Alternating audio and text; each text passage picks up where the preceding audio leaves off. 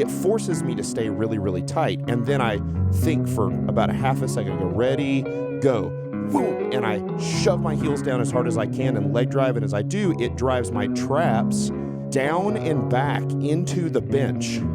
The chest and upper body help throw the weight, and I start to throw the weight up and back. And remember, I'm trying to throw the weight up and back.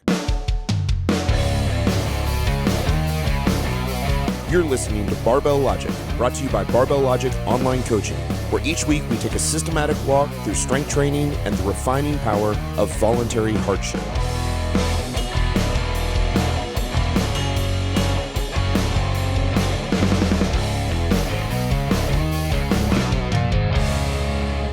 Welcome to the Barbell Logic Podcast. I am Scott Hambrick, and that over there drinking that LaCroix bubbly water is Matt Reynolds. And today we're going to talk about the bench press and leg drive in the bench press in specific. But is it time for me to share another one of Hambrick's rules? Sure. I like Hambrick's rules. I'll take some of those. Don't date someone that you wouldn't marry. You can go out with them and have fun, but that's not dating. That's not like actively dating someone. Like, how many guys do you know that like go out with some chick for like 3 months and there's no way they would let that lady babysit their kids? Right. Don't do that. You can go to dinner with the old broad, or you can do whatever you do, but you don't date that person. The instant you don't think that you would marry them, cut them loose. Be kind to them. Be kind to yourself. And we develop relationships with people that we want to have around. Yep.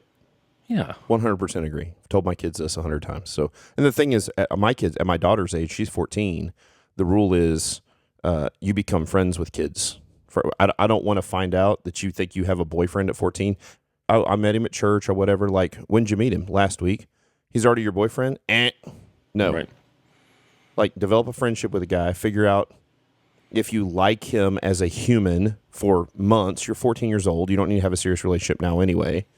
And then, whatever. Like, they're 14. They got hormones. I get it, right? They're going to like each other, stuff like that. But at the point that she comes home and she's like, says something about some kid, I go, hey, is there any chance that you're ever going to marry this kid? If she's like, no, I'm like, call him right now and break up with him. Shit canning. And by the way, 14-year-olds, worthless. You don't need a boyfriend. Of course you don't need a boyfriend. It's ridiculous. Yeah. But let me that. say this. You know that every single homeschool parent that we're in the group with won't let their kids have, they're like, absolutely under no circumstances are you allowed to have a boyfriend or girlfriend. And guess how many of them have boyfriends and girlfriends? How many? All of them. Mine don't. You don't know if they do or not. They don't. But, listen, you're not understanding my point. My point is that a lot of these uber sheltering parents have absolutely demanded under all certain, there is no chance that you are ever to have any sort of romantic relationship, romantic feelings whatsoever for another human. And so they just hide it from their parents. Yeah, I understand. And so we talk about that shit and we're like, hey, listen. I understand. We become friends with people first, and we develop a long-term friendship with somebody. If you have to get to know somebody as a teenager while you're dating, bad idea. But you can go out with them and start to get to know them. And the instant you see something that disqualifies them from spousehood, they're out. Agreed completely. And it's a little bit different when you're 28, right? So it's not like no. You got it's not no, it's the same. But let me explain. What I mean is like at 28. You can go out on a date, a very casual date with somebody to see if they are somebody that you want to continue to build a relationship with, right? My argument for a 14, 15, 16, 17-year-old is you should not be going on a date with somebody you don't know. Right. That's crazy. You build a friendship with them first, you get to know them real well, and then if you decide you want to go on a date with them, like, okay, then we can talk through that. Here's my advice to people who are 28 that are dating. This is gonna start a shitstorm. Excellent. When I started dating Charity, I had known her since we were in kindergarten. Right, we were from a small town. I knew everything about her. Yeah, I mean, virtually same everything about her. That's right. But I've had friends that were dating people that maybe the person's 28, maybe they're 30, maybe they're 31. They're dating someone they've met in the last 6 months, and they go out and they do this dating thing. And I'm like, hey, listen. And I had a friend come to me. He's like, "Hey, man, I think I want to ask Bobby Sue to marry me." I'm like, "Really? Hire a detective, private investigator, see what's actually going on." You bet. Yes, because some of these people they got two guys they're dating, and they're A/B testing to figure out who they want to get married to. Some of these people have got credit card debt and other things that they're hiding. You marry them, and now you're saddled with $180K of debt you didn't know they had. Sure. Some of these people have been drug and alcohol rehab, and everybody deserves a second chance. But maybe you don't want your kids to have the alcoholism gene. Sure. You don't know what you're getting into, and I think this is even more important for ladies. Like, this guy may have another fucking family you don't know about. Like, Well, it's like, I don't even know that you have to hire a private investigator at this point. Yes, you do. Okay, but that stuff is so readily, it is so easy to find. Number one, it's so easy to do a criminal background check on somebody. And two, it's easy to do a credit check on somebody. So start there. Because you might not have to hire a private investigator because the criminal, well, I'm saying the criminal the criminal background check and the credit check may expose enough that they make it so that it throws up the red flags and it's over before it starts. You understand what I'm saying? Yeah. Step one, do a deep dive on the Google search. Yeah. Step two, hire the investigator. I mean, you're not talking about much money. You're talking about $400 or $500 to find out he's got 3 baby mamas. It's $300, $400, $500 to find out she's got $180,000 worth of credit card debt. Cheapest money you ever spent in your whole life. Don't tell a fucking soul. You get the dossier from the guy. You look at it. You press on with the marriage, and you shred it, or you break up with her. It's not you, it's me. You shred it. You never tell a soul what you did. Right. This is the best podcast episode in the history of leg drive podcasts. Can you imagine all the people are like, extreme, man, I really want to learn how to leg drive my bench press. And this is what they get. We can enjoy the company of people that we don't want to marry. And we don't have to think we want to marry that person when we start dating them. But when they disqualify themselves, find the exit. Yeah. Care about yourself enough to go ahead and find the exit and move on to the one that's virtuous enough and matches your values enough for you to go ahead and spend your life with them and on them. And then, if you don't know a whole lot about this person, if you don't know their grandma, go ahead and hire that PI. Do those Google searches, do that deep dive, and hire that PI. Save a lot of heartbreak. All right, leg drive, man. Yeah. Sometimes bench press is important too. Here we go. So, what is leg drive? Why do we leg drive? What's the deal with leg drive? The leg drive lets you move more weight. It involves more muscle mass and lets us move more weight in the bench press. And the argument against that is going to be that kinetic chain in a bench press is going to be from the posterior delts where the back makes. So we're not in balance on a bench press over midfoot like we are everything else. Right? The main balance point / point of rotation is the glenohumeral joint. It's the shoulder joint, right? And the posterior delts there that sit on the bench. And so if the area of the body, the kinetic chain that is loaded, is essentially just from the glenohumeral joint in through the elbows and into the hands and to the barbell, then what do the legs have to do with that in a bench press? I think there's probably a lot of people like, I don't know. I've heard about leg drive. I don't have any idea what it has to do with that. Yeah, well, there's a moment in your bench press when your hands are in contact with the bar and your chest is in contact with the bar. And when we use the leg drive, we can use our feet to shove against the floor, which in turn shoves our knee back towards our shoulder. And remember, your back's already in a little arch. And so the ends of the arch are the shoulder in contact with the bench and the knee. And you can shove your knee towards your shoulder, thereby making the arch greater or steeper, and shove the bar off your chest with your knees. Sounds weird, but by God, you can do it. I remember when I got started doing this stuff and started talking to you about it, I would watch powerlifting meets. I'd see videos on YouTube. You see people pause giant weights. You're like, how can they do that? Like, I couldn't pause as much as I could touch and go. Sure. Like, the stop at the bottom was a dead killer. And then after I learned leg press, or leg drive, I'm like, oh, I can bench 10% more, maybe 15% more out of a pause with leg drive than I can with a touch and go. With no leg drive, yeah. With no leg drive. Because it's so hard to actually get, you can get leg drive, touch and go, but it's actually far more difficult. One of the things that I do with my lifters is once I don't even worry about leg drive and I don't worry about pause while they're novices and they're working up. When the bench press starts slowing down a little bit, especially when we get down to that like 5 sets of 3 spot where you maybe move them from 3 sets of 5 to 5 sets of 3. we're going to start talking about pause in that at least the first rep. And if I'm doing triples, I just usually have them pause all three. We start teaching them how to do leg drive. We get a nice bigger arch, right? People think about that arch a lot of times just from the high point of the arch on the sort of bottom of the sternum or top of the belly back to their shoulders, and they don't realize that there's a whole nother half to the arch from the top of their belly down through their hip flexors. And so it actually rotates your pelvis. If you're looking at it from the right side, you're looking at somebody, it'll rotate your pelvis clockwise. And so your knees go down towards the floor. And for us, I think it's perfectly acceptable to put your feet flat on the floor. There's nothing wrong with that. And in some federations, it's required. I definitely don't want my toes. I don't want to be up on my toes.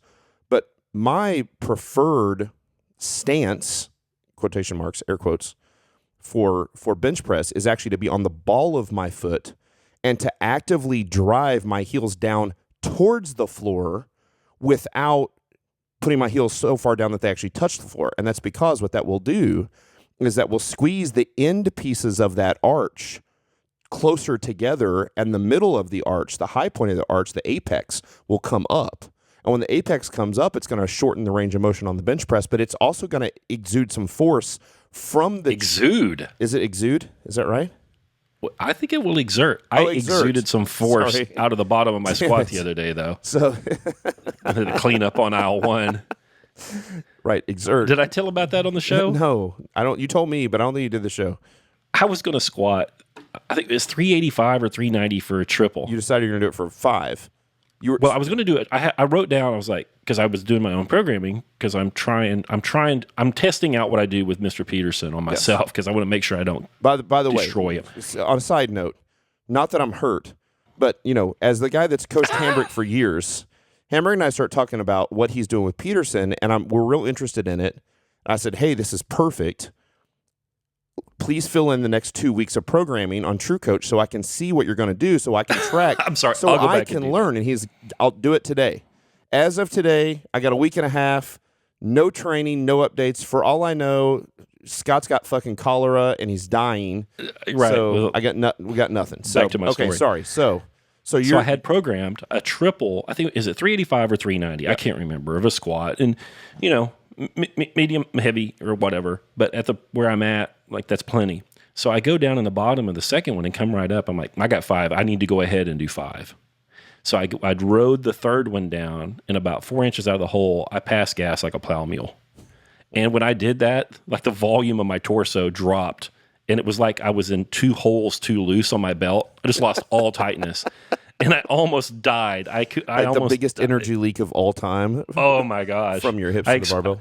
I expelled like a cubic yard of methane on the way up, and I couldn't get tight. It was hard, so I got a triple. Yes. So on a bench press leg drive, when you bring your shoulders and hips or shoulders and knees closer to each other in that arch, then it's going to lift the bottom of the sternum and potentially even help exert force into the barbell if done correctly. Now, This is not a thing that you're going to just be able to flip on the switch and go from not doing it to doing it and gain 20 or 30 pounds on your bench press overnight. This is not going to happen. It's actually pretty hard to teach online. It's a dance move that requires timing. It does. It's hard to teach online. It's a cadence issue is what it is. And so because it's a cadence move, and then I'll turn it over to you how you're doing it, I almost always will switch to both the pause and the leg drive at the same time. And the reason I do that from a logical standpoint is when you just touch and go, the time that it takes in that bottom inch of descent and the first inch of the concentric phase of the ascent on the barbell in a touch and go is so fast you don't really even know what happened. A pause forces you to stop for just a second and think about it. So you bring the bar down, and I stay super, super tight, and I really like to visualize sort of squeezing the bar in half, kind of bending it in half. I put a big squeeze on the bar, I keep the bar directly over my forearm bones, the bottom of my hand, the bottom palm of my hand, and I let the bar touch my chest as I start to get ready to drive. I start to push my knees down by driving my heels down towards the floor, and it will lift my chest up. And I let the bar touch my chest, but 100% of the weight is still in my hands. I don't want the weight to be on my chest. I don't want it to sit on my chest. It forces me to stay really, really tight. And then I think for about a half a second, I go, ready, go, boom. And I shove my heels down as hard as I can and leg drive. And as I do, it drives my traps down and back, or and I'm not talking about the top of my traps. I'm talking about the lower traps, the posterior delts. It drives them down and back into the bench. The chest and upper body help throw the weight, and I start to throw the weight up and back. And remember, I'm trying to throw the weight up and back, not straight up. Because You're aiming it towards the rack. I'm aiming it towards the rack because the lockout point is over the glenohumeral joint, and it's touching down at the bottom of my sternum, which is below the is inferior to the glenohumeral joint right now. Yeah, take note here, guys. Reynolds' sternum is 4 inches long. Yours may be very, very long. That's right. Right. But so the touch point for Reynolds is that, but for you, it might be something different. Correct. Here's how I teach it. It is a cadence issue, and I find that people have a hard time adding steps to the cadence, to the dance move too quickly. Yes. So I start teaching the bench press with, moderate arch. I can put my hand under their lower back when they're on the bench, but I can't put my fist under there. I said on this one show, the mouse can go under the back, but the cat chasing it can't. And I have them touch their shirt. I have them touch their chest like there's a pane of glass on their chest. And they do very, very strict bench presses. I tell them to meet the bar on the way down with their chest. That's right. Bring their chest up to the bar as they lower it. Say the same thing. I also will tell them to bend the bar like you say. Have them bend that bar in a hoop around their chest. If I tell them to bend the bar, of course they can't. The bar is really strong. That causes their humerus to externally rotate. It causes their elbow to get in front of the bar at the right time, and it causes the touch point to be right, and it causes them to keep their shoulder blades in retraction on the way down. It's very, very hard. If they cannot keep their shoulder blades in retraction, leg drive is not going to work. That's right. It's very difficult for people to learn to push their hands away and push the bar away, but not protract the shoulder blades. Right. Yep. So you've got to keep the shoulder blades back even as you push away. It's very difficult. Right. So when you lock out your bench press, I'm looking for them to just touch the shirt and they're locking out their elbow. The shoulders aren't coming off the bench. The shoulder blades are still pinched together like you're holding a dime between them on the bench. When they've got that, and for a man, I'm just going to throw out a number here, maybe a 185 bench press for an average dude, something like that, I'll have them start pausing it. We're still bending the bar in our hands. Shoulder blades are back. We're bringing the chest up to meet the bar. A 1 Mississippi pause. Boom, fire up. When they get up another 20 pounds on that, I'll start instituting the leg drive. Here's how I teach the leg drive. I tell them all the stuff you just told them. So I tell them, okay, I get inside the rack behind them. They're on the bench. I'm in the spotter position. I take a knee. I put my hands against their shoulders. They're laying on the bench. I take a knee. I put my hands against their shoulders. I tell them, shove my hands with your shoulders by putting your toes into the toe of your shoe. That's right. So I have them shove their toes into the toe of their shoe and shove my hands. P.S. I'm going to just interrupt for a second. By the time this podcast comes out, we will have a video on the Barbell Logic YouTube channel showing this exact technique by Andrew Jackson and Niki Sims. So get on the barbell. You can actually see what he's talking about here. It's exactly the same thing Scott's talking about is now on our YouTube channel. Okay, continue. And when the weight is really, really heavy and they have it at lockout, or even when it's not at lockout, the weight of the barbell pressing down on their shoulders welds them to the bench. And so instead of shoving against my hands, they're shoving against the back weld on the bench, right, where the bar is pinning their back to the bench. So they're going to continue to do chest up to the bar like we did in step 1. Step 2 is the pause. They're going to do the pause. To come out of the pause, they shove their toes into their bottom of their shoe in order to throw, or in Oklahoma, buck the bar off of their chest. That's right. It takes some practice, but eventually it becomes explosive. Now, let me ask you a question really quick, just because I'm thinking about. So, do you have them have their feet flat on the ground or no? Depends on who they are. Yeah. So I like your cue of shoving your toes into your shoes if your feet are flat on the ground. Yep. And if you're on the ball of your foot, like I'll often teach, although my clients are probably 50-50, I'll actually cue you to shove your heel down towards the floor. Does the same thing. It just depends on where the press point is on the shoe, right? And, well, I don't like to shove the heel down as much because the people will tend to lift their rump. Okay, so go to step 4, and then let's come back to what I do to fix that. Step 4 would be for somebody who is probably an intermediate at this point, and their bench press is significant. Up until this point, they've held all of the weight in their hands, like you said. 100% of the weight is in their hands.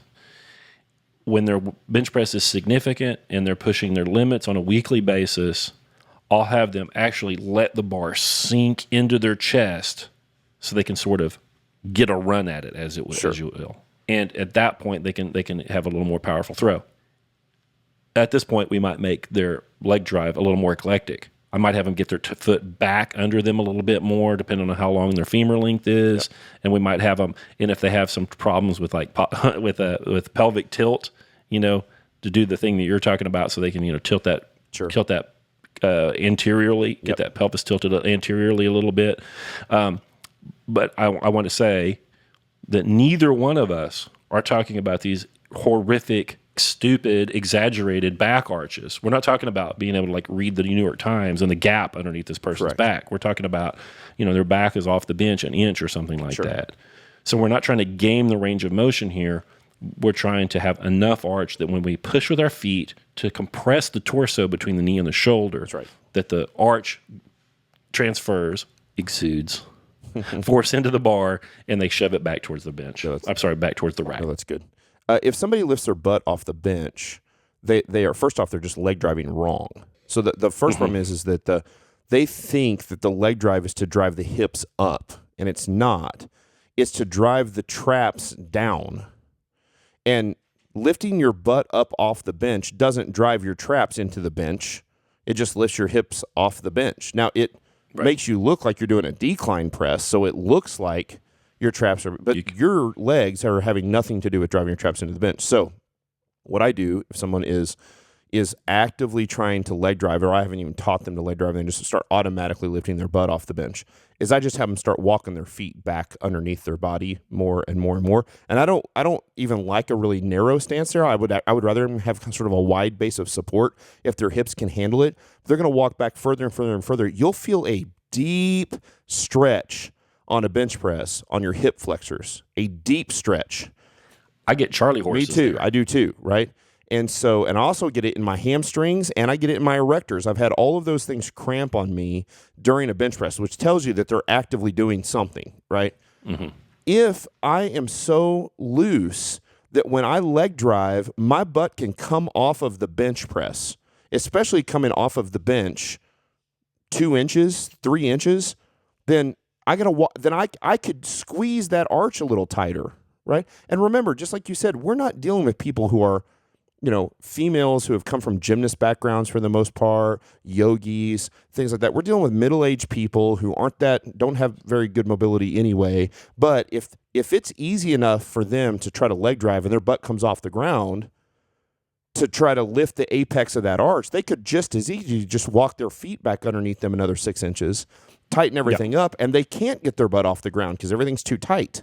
And so the apex should be lifted at around the bottom of the sternum or just below the nipple line, somewhere in there. Again, the problem with the bench press is that because anatomy is so different for everybody, that to use any actually point of anatomy, say touch the bottom of the sternum or nipple line or below the nipple line or whatever, people's sternums are all over the place. People's nipple lines are all over the place. You can't, 2 inches below the glenohumeral joint. Well, that depends on how long your humerus is. That doesn't work either.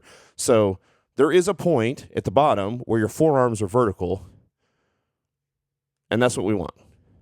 Yeah, we want the grip so that when you look at the person from their feet, their forearms are vertical. You look at them from the side, I still want their elbow a little in front, a little inferior to the barbell. Yeah, so a little inferior. So I want the bar touching at the highest point on their chest that I can and still keep the elbow inferior to the bar. Yes. Still keep the elbow a little south of the barbell. Yeah, so let's talk about the two different angles we look at. If we're looking at your forearm angle from the front, from the crotch side, my favorite side. Yep. 3 o'clock, if you will. 3 o'clock. then your forearms. No, wait a minute. Is it? I lied. 6 o'clock. There we go. 6 o'clock. You're right. I was like, what? So if we're looking from the crotch side, your forearm should appear 100% vertical at the bottom of a bench press. Yep. From the side, from the sagittal plane, from 3 o'clock or 9 o'clock, then your elbows should be a little bit in front of the wrist. And we've talked about this before in both the bench press and the press. The angle of the forearm tells you where the barbell is going to go. It makes the line the barbell is going to follow. If you drop your elbows at the bottom when you touch your chest, if you drop your elbows and your elbows get superior to your wrist, that bar is going to go away from your shoulder joint, not towards your shoulder joint at lockout. This is very important. The elbow doesn't need to be way in front of the wrist. It just needs to be a tiny bit in front of the wrist from the side. So these things are all important in the setup on the bench press and how to be tight. And by the way, I still continue to come back to this, Scott. This might be the biggest takeaway of the whole thing. On all of these lists, as we're trying to learn this, everybody tries to do it too fast. Yep. The eccentric or lowering portion of these movements should be done very slow and under control while you're learning how to do it. Will it take away from the rebound a little bit? Yes, but I'm learning the movement. And once I've learned the movement, I can start speeding it up 5% and 10%, a little bit at a time, a little bit at a time, a little bit at a time. But if you have an inconsistent touch point, that's my number one. If you're touching, up at the nipple line and then an inch below and all over the place on your chest, like, you got to slow it way, way down, because we've got to be able to reproduce the same style of rep, the same form, the same motor pattern, because that's what we're trying to do. We're trying to develop a motor pattern so that you don't have to think about it. You've watched me bench press lots of times, and every time we bench press together at your house or in your garage, right, other than being worried that I'm going to tear my pec off again since I've done that, you've noted that every single rep I do from the dead-ass empty bar to the top weight looks exactly the same every single time, no matter what. That's because I've practiced that motor pattern. By the way, it's probably not the case on any of the other lifts that I have. My deadlift is pretty close to the same, but I'm all over the place on the other ones. But I've practiced that so much that's important. The squat, the bench press, and the press, how you lower the bar will dictate how you raise the bar. That's right. You've got to get the eccentric, the downward motion of the thing exactly right. When the bench press is fairly heavy, it takes me about 5 seconds to get it onto my chest, because I've got to make sure my right shoulder is pretty crunchy. I've got to make sure that I hit that slot all the way down and that the touch point's correct. And if I do it slowly, I can do that. Then I can keep my shoulder blades in retraction. And then once I do that, I can do the next 4 reps in a set of 5 pretty darn quick. Yeah, me too. I'm but the that exact first same one, way. I've got to grease that first one on, and really the same is true for the squat for me. If I gotta, if I can lower that one down in the hole and feel it all and get it right, the subsequent ones are going to go well. And same thing on the press. You've got to lower it correctly. If you let it get out in front of you when you lower it, if your elbow's not in the right place as you lower it, you're not going to get the next rep. Right. Same thing on the bench press. The bench press is like the squat in that we start with the weight up high and our joints locked out. Yep. You start at the top, and so they share a lot. You got to be. It ain't mid-foot, right, on it, but the touch point is what you're looking for there on the bench press. I hope that clarifies the leg drive thing a little bit. When I have people come to me for a first session or a first form tune-up, they never want to bench press. They're like, "Oh, I got that. I can bench press." But then I was like, "No, we're going to bench press," and they're always amazed at the finer details of the thing that are available to be learned there and how much it helps them move the weight. People are always stunned at how much more of the weight they can move and how much easier it is when they get all those fine points in. Yeah, agreed. Anything else about leg drive on the bench press? Yeah, that's good. I think it's just like everything else and everything else we do, take a systematic approach to this, right? Don't get too excited about doing leg drive if you're in the first 8 weeks of novice linear progression, right? Just do your bench presses and make sure that your relationship between your wrist, elbows, and shoulders are correct. That's the big deal. Just make sure that the basic press movement is correct. And then as things start to slow down and you get strong enough and you get into some more intermediate or towards the end of your LP, you can start really playing with that arch, playing with the pause, playing with the leg drive, and start adding those, step by step, and it'll get better over time. It's sort of similar to a layback on a press. The first time somebody tries to get a little bit of layback, it doesn't work very well, and they feel kind of awkward, and they probably can't do any more weight than they could without it.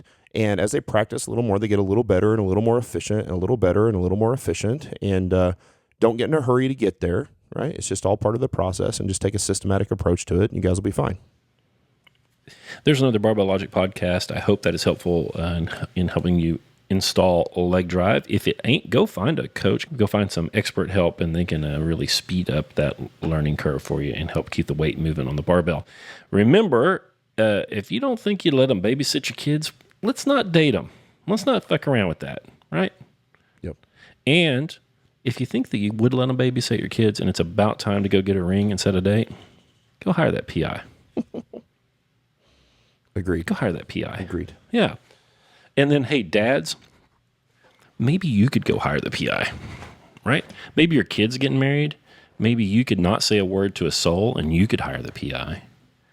And if it comes back clean, you just shred it up and you don't say a word. If it comes back negative, you can say, honey, hey son, hey daughter, hey, let's go get a burger for lunch Tuesday. What do you say? Go to JJ's. And you take the little dossier out and you show them. That's an awkward conversation. Yep. That's a whole lot better than having your kid saddled with a bunch of surprise bullshit from some sort of psychopathic dark triad fraud out there, and it happens all the time. That's right. There you go. Come for the barbells, get all kinds of other crazy stuff. Stay for the family feel-good podcast of the summer over here. Hey, we're trying to protect our people, man. I agree. I'm in. It's really our only job. There's another Barbell Logic podcast. Go to questions@barbell-logic.com and enter your questions there. And please pass this episode on. Maybe you got a friend that's getting ready to get married and their leg drive sucks. This is the show for them. Go send it on to them. Highly broad demographic today. That's right. So let us know how we can help you by sending in those questions. And we'll talk to you all in a couple of days.